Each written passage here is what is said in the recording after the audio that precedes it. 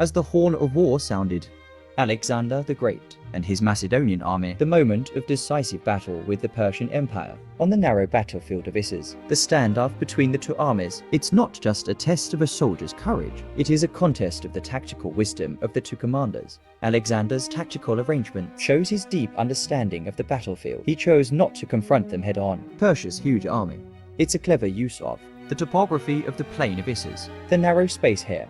It limited the mobility of the Persian army, make it impossible for them to effectively deploy large-scale teams. It erodes their numerical advantage. When the battle begins, Alexander first commanded the light infantry and archers, harassment of the front lines of the Persian army, to distract the enemy's attention and formation. These seemingly scattered attacks. It's actually Alexander's main force launched a decisive attack. The conditions created. Then, Alexander personally led the elite cavalry unit, with lightning speed from the right wing, straight to the heart of the Persian army. This sudden and violent shot quickly pierced the Persian army's defenses, caused their confusion. Under this orchestrated offensive, the Persian army began to crack. Alexander's cavalry was on the battlefield. Their speed and flexibility completely overwhelmed the Persian heavy infantry. Persian soldier defeated under the onslaught of the Macedonian army.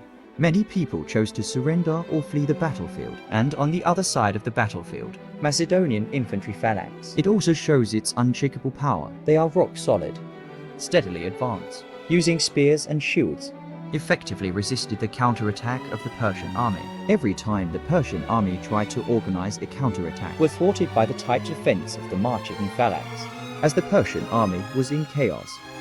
Darius III discovered the situation of the war is extremely unfavorable to oneself. He finally made the decision to retreat.